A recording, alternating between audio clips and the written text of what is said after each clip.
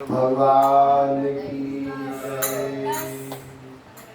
बोलिए अपने अपने इष्ट भगवान की जय। बोलिए अपने अपने माता पिता की जय। श्रीमद् भागवत महापुराण का एक लेख आता है आत्मदेव का। आत्मदेव के भागवत महापुराण का आत्मदेव का श्राद्ध पितृ पक्ष में अपने पिता माता बुजुर्ग जो हमारे चले गए हैं उनके कल्याण के लिए, उनके उद्धार के लिए हमें श्रीमद् भागवत महापुराण का पाठ करना चाहिए सभी को। और आप श्रीमद् भागवत महापुराण पाठ सुनेंगे ध्यान से। आत्मदेव सूजी कहने लगे, हे शौनकादि ऋषि, जब सब वैष्णव और ऋषि मुनि सप्ताह पारायण की कथा सुनकर ध्यान मग्न हो गए, उस समय पीताम्बरधारी गर्दनी मुकुट कुंडल का रतन जटित आभूषणों से युक्त मस्तक पर केसर का तिलक लगाई श्री मुरली मनोहर ने त्रिभंगी छवि धारण कर उद्धव आदि सखाओं को संग ले उस ज्ञान यज्ञ में जाकर सबको अपने दर्शन देकर यथार्थ किया। आज उस कथामृत को कानों द्वारा सुनकर भक्तजनों के हृदय में जो श्यामल मूर्ति निवास कर रही थी वही अब साकार रूप धारण कर नेत्रों के आगे आ गई। तब उन भगवान श्री कृष्ण का दर्शन करके सभी लोग अपने को धन्य समझने लगे और सबने विधि पूर्वक प्रभु का पूजन करके उन्हें साष्टांग प्रणाम किया। उस आनंद को देखकर आज नारद जी ने शरद कुमार जी से कहा, हे भगवान, आपने जो कथा कही उसे जिसने भी सुना है उसी ने मुक्ति पद पाया। इससे अब उसका महत्व भी कहने की कृपा करिएगा। श्री शरद कुमार जी कहने लगे, हे देव ऋषि नारद, कलयुग के जो महापापी मनुष्य हैं वे भी इस सप्ताह यज्ञ के सुनने से पवित्र होकर मुक्ति पद को पाए। इस संबंध में हम तुमको एक प्राचीन कथा सुनाते हैं, आप मन और ध्यान लगा करके सुने। दक्षिण दिशा में एक तुंगभद्रा नाम की नदी है। उसी नदी के किनारे पर एक गांव में आत्मदेव एक विद्वान तेजस्वी और बड़ा धर्मात्मा एक ब्राह्मण रहता था। उसकी पत्नी का नाम धुंधुली था। वो अपने पति को बहुत दुख देती थी, किंतु वह ज्ञानी ब्राह्मण से ईश्वर की इच्छा समझकर उससे वो खुश नहीं है। और वृद्धावस्था तक जब उस ब्राह्मण के कोई पुत्र न हुआ तब उसने पुत्र की प्राप्ति के लिए व्रत और नियम रखने प्रारंभ कर दिए और ब्राह्मण को बहुत से दान दिया। इतने पर भी जब उसकी अभिलाषा पूरी नहीं हुई तब वह एक दिन निराश हो देव त्यागने की इच्छा से घर से निकलकर जंगल में पहुंच गया। वहां दोपहर में प्यास से व्याकुल हो वह एक सरोवर पर गया और जल पीकर बैठा बैठा सोच करने लगा। उसी समय हरि की इच्छा एक महात्मा जी आ गए। माता देव ने उन्हें तेज को देखकर बड़े आदर से उन्हें बिठाया उस समय उस महात्मा ने आदम देव को शोकाकुल देखकर पूछा, हे ब्राह्मण, तुम इतने चिंतित क्यों हो रहे हो?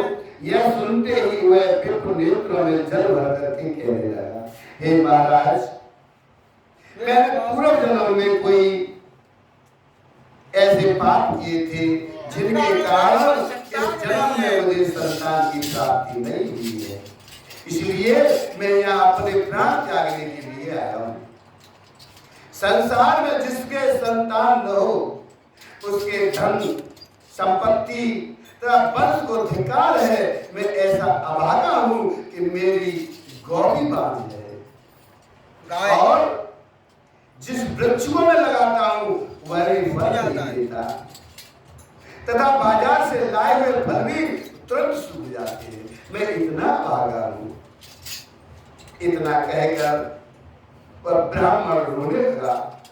उसको रोता देखकर महात्मा ने कहा, हे ब्राह्मण, तुम निराश मत हो, मैं तेरे दुख को दूर करने का अभी विचार करता हूँ। यह कहकर उस महात्मा ने ब्राह्मण की कर्म रेखा देखी और विचार करके कहा, हे विप्रदेव, तेरे भाग्य में 7 जन्म तक कोई संतान नहीं। अगर तू व्यर्थ रो रहा है, अपने प्राण मत गवा। संसार में दुख के सिवाय सुख किसी को नहीं मिलता और कन्या में पुत्र होने से किसी को सुख प्राप्ति नहीं होती तथा कलयुग में पुत्र माता पिता की सेवा नहीं करते। इसलिए हे ब्राह्मण, तू पुत्र प्राप्ति की इच्छा को छोड़ दे तो मेरे भगवान श्री नारायण जी के चरणों में मन लगा, इसी से तुझे परम सुख प्राप्त होगा। आज महात्मा की यह वचन सुनकर विप्र ने कहा, हे महाराज, इस समय तो मुझे पुत्र के सिवाय और कुछ नहीं चाहिए। आप कृपा कर मुझे एक पुत्र दीजिए, नहीं तो मैं अभी आपके सामने अपने प्राण त्याग दूंगा। आज महात्मा जी ने आदम देव की जब यह दशा देखी तो उसने पुनः कहा, हे विप्र, राजा चित्रकेतु ने संतान उत्पत्ति के लिए 10,000 विवाह किए थे। संतान के लिए कितने किए? 10,000। फिर भी उनको पुत्र की प्राप्ति नहीं हुई। जिन लोगों के भाग्य में नहीं होता उनका पितर निष्फल जाता है। ऐसा विचार कर तुझे पुत्र प्राप्ति की कामना त्याग देनी चाहिए। ये बात सुनकर ब्राह्मण कहने लगे, हे महात्मा जी, आप ये जो भी ज्ञान का उपदेश दे रहे हैं ये मुझे अच्छा नहीं लग रहा है। आप अब कृपा करके कोई ऐसा उपाय बताइए जिससे मैं पुत्र का पिता बन सकूं। आज आत्म देव का इस प्रकार हर देकर महात्मा जी ने उसे एक फल दिया और कहा, यह तेरी ऐसी ही इच्छा है तो तू ये फल ले जाकर के अपनी स्त्री को खिला। ईश्वर चाहेगा तो तुझे पुत्र प्राप्त हो जाएगा। आज इतना कह करके वो महात्मा जी को चले गए और आदम देव ने घर जाकर अपनी स्त्री से कहा, इस फल के खाने से तेरे पुत्र हो जाएगा, अतः तुम इस फल को खा ले। इस प्रकार स्त्री को समझाकर जब आदम देव घर से बाहर चले गए तब कुछ देर बाद उसकी पत्नी धुंधली की एक सहेली उसके घर पर आ गई। तब धुंधली ने उससे कहा, हे सखी, मेरे पति ने पुत्र प्राप्ति के लिए फल कहीं से लाकर मुझे दिया है, परंतु मैं गर्भ रहने के डर से इसे मैं खाना नहीं चाहती। क्यों? क्योंकि गर्भवती को अनेकों कष्ट होते हैं। इससे न तो मैं अपनी सहेलियों से मिल सकूंगी, ना मैं गाने बजाने में कहीं जा सकूंगी, और गर्भ रहने पर जो प्रसव होता है उसकी पीड़ा भी मैं नहीं सह सकूंगी। और यदि पुत्र सकुशल पैदा भी हो जाए तो उसके पालन लालन में बहुत कष्ट होगा। अच्छा, बच्चा जो मलमूत्रों से वस्त्रों को गंदा कर देता है उस दुर्गंध को भी मैं सह नहीं पाऊंगी। इन कष्टों को सहने से तो मैं भैया 5 ही अच्छी हूं, बिना पुत्र की अच्छी हूं। क्यों? क्योंकि इन्हें गर्भ का कष्ट नहीं सहना पड़ता। इस तरह की अनेकों बातें कह करके अपनी सहेली से और उस फल को कहीं छिपाकर पति से झूठ मूठ कह दिया, वह फल मैंने खा लिया। कुछ दिनों बाद जब उस धुंधली की बहन उसके घर आई तो उसे उदास देकर पूछने लगी, हे बहन क्या कारण है जो इन दिनों तुम इतनी सुस्त तथा दूरी हो रही हो? तब धुंधली कहने लगी, मेरी पति ने पुत्र प्राप्ति के लिए कहीं से फल लाकर मुझे खाने के लिए दिया था, सो मैंने प्रसव पीड़ा के कष्ट को सोचकर वह फल नहीं खाया और उनसे झूठ बोल दिया है कि मैंने उसे खा लिया। अब मैं सोचती हूँ कि अपने पति को क्या उत्तर दूंगी। इसी सोच में हमेशा डूबा रहा करती हूँ। आज धुंधली की बात सुनकर उसकी बहन कहने लगी, बहन तू कुछ फिक्र मत कर, मेरे 1 मास का गर्भ है, सो तू अपने पति से कह देना कि मैं गर्भवती हो गई हूँ। जब मेरे गर्भ से लड़का होगा तब मैं उस लड़के को तुझे दे दूंगी। इस प्रकार तेरे पति को कुछ भी पता भी नहीं चलेगा और वह फल जो रखा है उसे अपनी गाय को खिला देना, ताकि वह उसे देख ना सके। अपनी बहन की बात सुनकर धुंधली बहुत खुश हुई और उसने अपनी बहन को पति से छिपाकर अपने घर में ही रख लिया।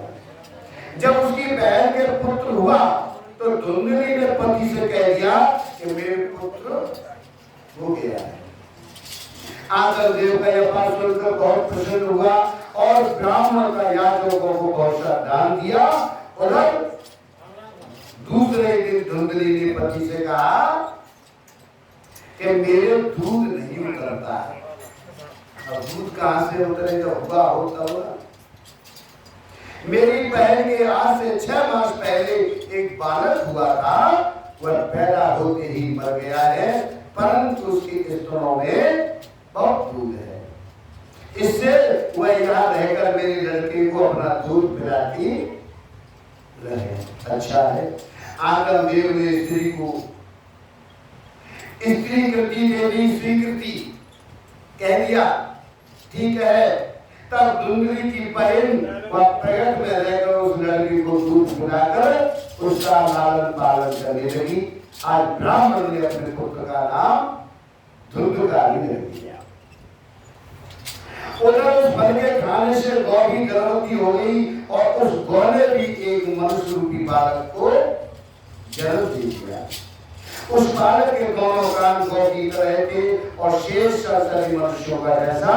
उसे देखकर आनंद देव को बड़ी प्रसन्नता हुई और उसका नाम भी गौकर्ण रख दिया। अपने पुत्र के समान मानकर बड़े लाभ से पालने लगा। जब दोनों बालक बड़े हुए तब गौकर्ण को पढ़ लेकर बहुत विद्वान धर्मकारी हुआ, पर धुंधकारी महामूर्ख अधर्मी नीच निकला। यही तो संतान पर माँ का असर आता है। जैसी माँ की भावना होती है, जैसी माँ विचार करती है, वही पुत्र पर जाता है।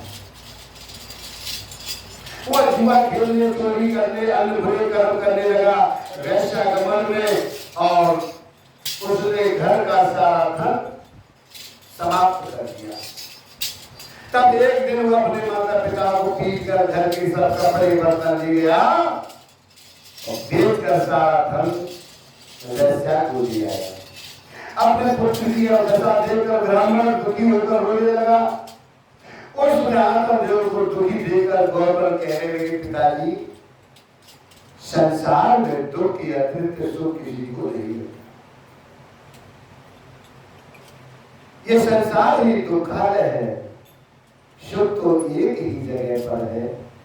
आप चिंता त्याग दीजिए, क्योंकि इस जगत में राजा, प्रजा, धनी, निर्धन जितने भी मनुष्य हैं उन सबको कोई ना कोई दुख अवश्य है, लगा रहता है। अरे सुख तो केवल उसी मनुष्य को मिलता है जिसने माया मोह से मन हटाकर मेरे प्रभु के चरणों में मन लगाया है। अतः आप स्त्री पुत्रार्थ से मोह त्याग कर भगवत भजन कीजिए, तभी आपको सुख प्राप्त होगा।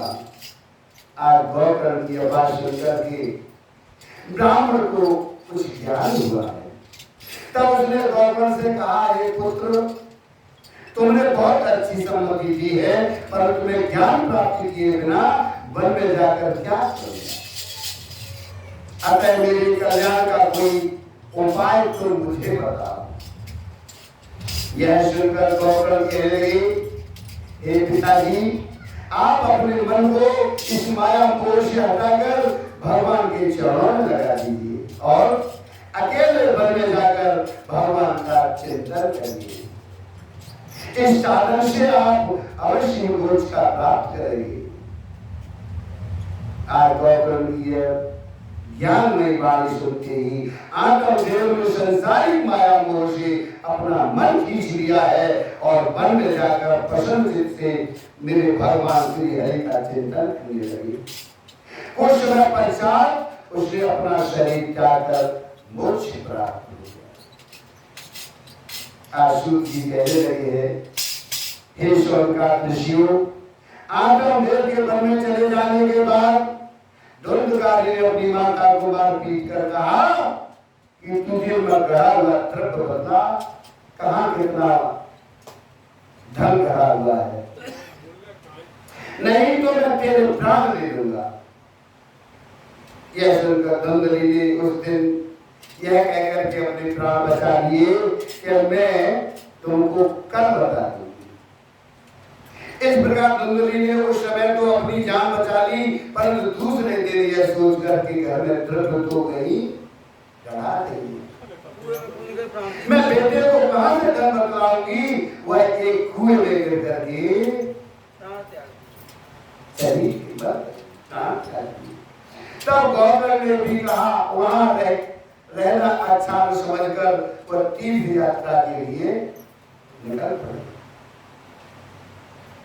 उधर गौकर्ण के चले जाने पर धुंधकारी अकेला घर में रहकर चोरी ठगी करके वेश्या को द्रव्य लाकर देता रहा। एक दिन वह कहीं से बहुत सा द्रव्य चुरा लाया और उसे वेश्या को देकर उसके साथ ही सो गया। तब वेश्या के घर वालों ने मन में सोचा कि यह दूसरे का धन चुरा कर हमको देता है, यदि यह कभी पकड़ा गया तो इसके साथ हमें भी दंड भोगना पड़ेगा। ऐसा सोचकर उन्होंने उसके गले में फांसी लगा दी। इससे भी वह न मरा तो उन्होंने जलती हुई लकड़ियों से मार मार करके पीट कर उसकी जान ले ली और उसे उसी स्थान पर एक गड्ढा खोद करके गाड़ दिया। कुछ समय बाद जब वेश्या के पड़ोसी ने पूछा कि तुम्हारे घर जो धुंधकारी दिखाई नहीं दे रहा, तब उसने कह दिया कि वह व्यापार करने के लिए कहीं परदेश चला गया है। हे ऋषियों, इसे सत्य मानना कि वेश्या कभी किसी की हितैषी नहीं होती है। वह पहले तो उसका धन हरण करती है और फिर उसके प्राणों को भी ले लेती है। उसकी जिह्वा पर तो अमृत है और उदर में तो उसके हलाहल विष भरा हुआ है। इस प्रकार धुंधकारी मरने के पश्चात एक प्रेत बन गया। तब उसे गर्मी सर्दी वर्षा भूख प्यास सताने लगी। इसके पश्चात जब गौकर्ण को यह समाचार ज्ञात हुआ तो उसका भाई धुंधकारी मर गया और उसका क्रियाक्रम नहीं हुआ, तब उसने गयारी में जाकर के धुंधकारी का श्राद्ध किया। और वह जिस तीर्थ में जाता वही उसका श्राद्ध कर देता था। कई तीर्थ करने के पश्चात जब गौकर्ण अपने घर आया और रात को वही सोया, तो उसने धुंधकारी को कभी बैल, कभी हाथी, कभी भैंस, कभी मनुष्य रूप में देखा। तो गौकर्ण ने उससे पूछा कि तू भूत प्रेत अथवा राक्षसों में से कौन है? उसकी यह बात सुनकर धुंधकारी रोने लगा। उसमें बोलने की सामर्थ्य तो नहीं थी, अतः वह कुछ कह नहीं सका। तो गौकर्ण ने जब यह देखा कि वह रोने के अलावा और कुछ नहीं कह रहा, तब उसने मंत्र पढ़कर उसके ऊपर जल छिड़का। उस जल के छिड़कते ही उसका बोल निकलने लगा।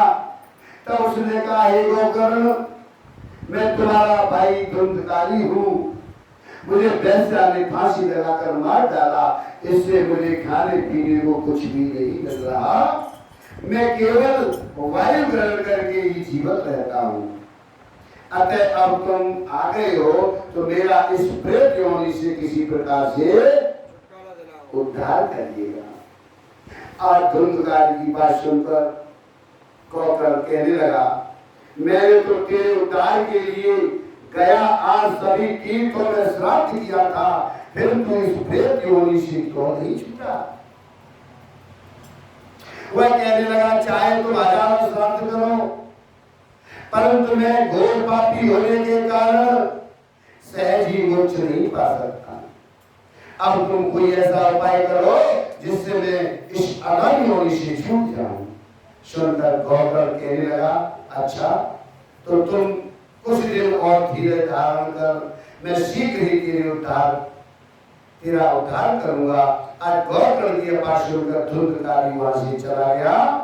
जब नगर के लोग गौकर्ण से भेंट करने के लिए आए तो उसने सबका यथायोग्य सम्मान किया और इसके उपरांत कुछ दिन बाद उसने विद्वान पंडितों एवं महापुरुषों से अपने भाई धुंधकारी उद्धार के लिए उपाय पूछा। पंडितों ने बताया, इसके उद्धार का उपाय सूर्य भगवान ही बता सकते हैं, और इसलिए तुम सूर्य देव की आराधना करो। यह कहकर के पंडित जी चले गए। तब गौकर्ण ने सूर्य देव का पूजन तथा चिंतन करना शुरू कर दिया। उसकी भक्ति से प्रसन्न होकर सूर्य देव प्रकट हुए। तब उसने हाथ जोड़कर उनसे प्रार्थना की, हे सूर्य देव, अब आप मुझे धुंधकारी के उद्धार का उपाय बताइए। तब सूर्यदेव ने कहा कि तुम श्रीमद् भागवत की सप्ताह धुंधकारी को सुनाओ, उसी से उसका उद्धार होगा। तब गौकर्ण ने विद्वान पंडित योगी महात्माओं को बुलाकर श्रीमद् भागवत का सप्ताह यज्ञ प्रारंभ किया। उस कथा को सुनने के लिए बहुत से नगर निवासी भी आए और धुंधकारी भी आकर एक साथ गांठ वाले बांस के ऊपर बैठ करके उस कथा को सुनने लगा। जब प्रथम दिन की कथा संध्या के समय समाप्त हुई और सुनने वाले उठकर घर जाने लगे, उस समय जिस बांस पर धुंधकारी बैठा था उसकी पत्नी उसकी पहली गांठ टूट गई। दूसरे दिन की कथा की समाप्ति पर दूसरी गांठ फट गई। इसी प्रकार 7 दिन में उस बांस की 7 गांठें चटक गई। तब उस सप्ताह पारायण के सुनने में धुंधकारी ने दिव्य रूप धारण किया।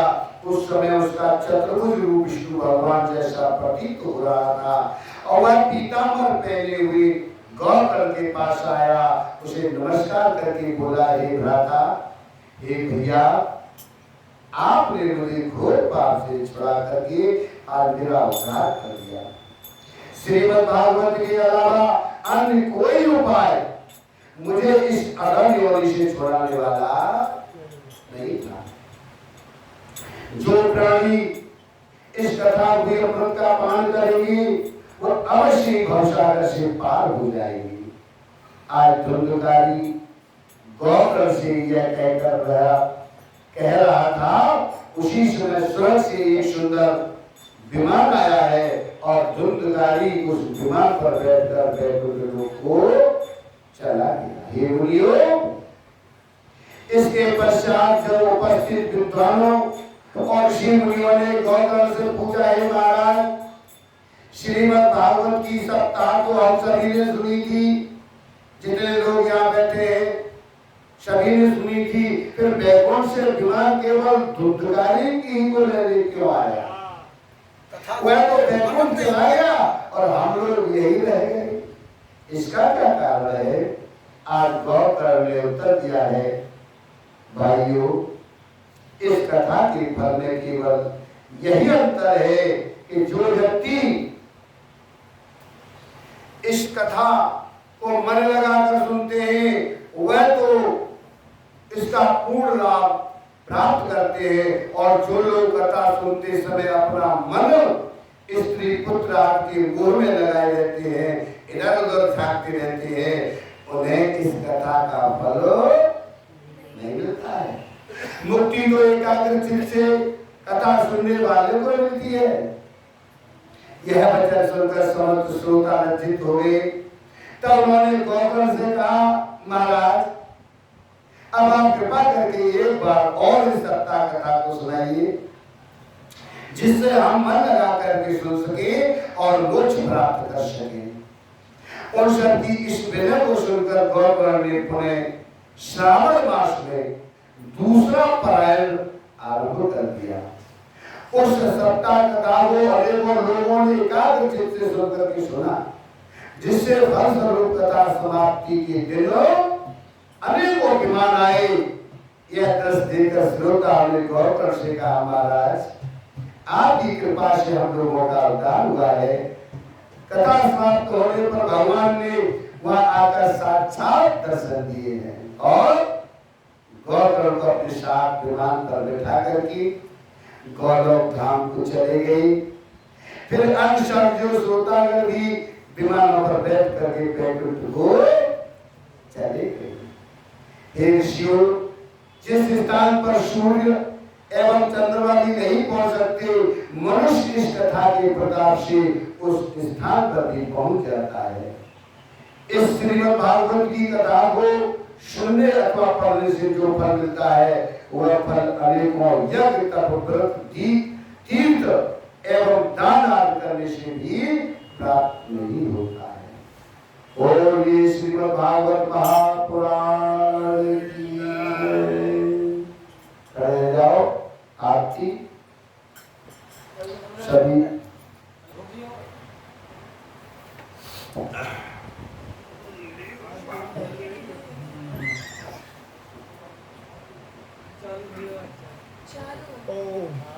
सभी प्रेम से अपनी माता और पिताजी की आरती बोलेंगे।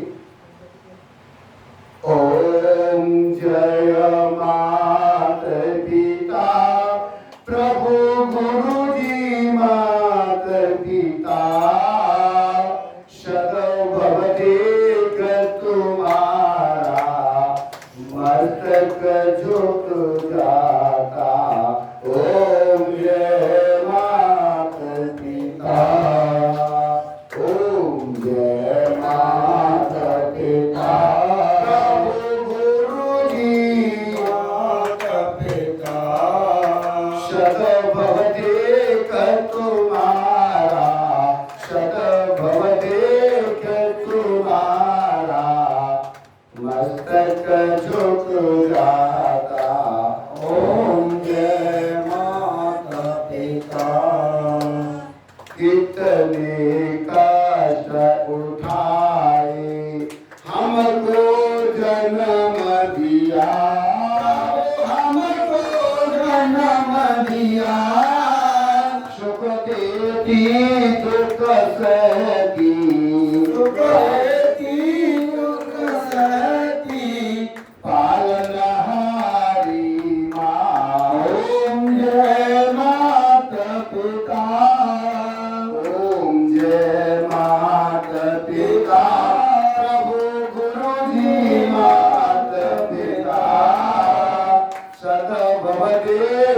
तुम्हारा सदभवदेक तुम्हारा मस्तक झुक जाता। ओम जय माता पिता अनुशासन कर अपने उन्नत हमें किया या उन्नत हमें किया। कैसे रन चुकाऊं कुछ न समझ आता। ओम जय माता पिता ओम जय माता पिता प्रभु गुरु जी माता पिता सदभवदेक तुम्हारा सदभवदेक तुम्हारा मस्तक जाता।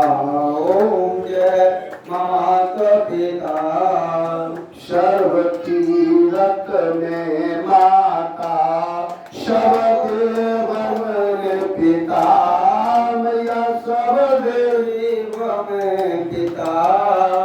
जो कोई इनको पूजे जो कोई इनको पूजे पूजित हो जाता। ओम जय माता पिता ओम जय माता पिता प्रभु गुरु जी माता पिता सदभवदेक तुम्हारा सदभवदेक तुम्हारा मस्तक झुक जाता। ओम जय माता पिता की पूजा गणेश जी ने भी की मैया सर्वप्रथम गणपति को ही पूजा जाता। ओम जय माता पिता ओम जय माता पिता प्रभु गुरु जी माता पिता सदभवदेक तुम्हारा सदभवदेक तुम्हारा मस्तक झुक जाता।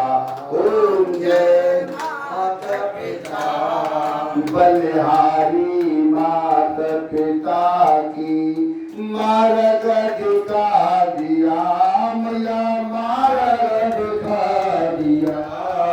माता पिता पूजन कर माता पिता पूजन कर जग जय जय माता जग जय जय माता। ओम जय माता पिता माता पिता सदभवदेक तुम्हारा सदभवदेक तुम्हारा मस्तक जुड़ जाता। ओम जय माता पिता माता पिता प्रभु गुरु की आरती जो गाता मैया आरती जो गाता कुशलाचारी हो जाता भव से कर जाता। ओम जय माता पिता ओम जय माता पिता प्रभु गुरु जी माता पिता सदभवदेक तुम्हारा सदभवदेक तुम्हारा मस्तक झुक जाता। ओम जय माता पिता बोलिए अपने अपने माता पिता की बोलिए अपने इष्ट भगवान की शंकर भगवान की सभी देवी देवताओं की, सभी संतन की, गंगा मैया की, गंगा मैया की, शक्ति मैया की, ग्रामवासियों की, दृश्य दृश्य सभी देवताओं की, सत्य सनातन धर्म की जय हो। जय जय श्री राधे श्याम। जय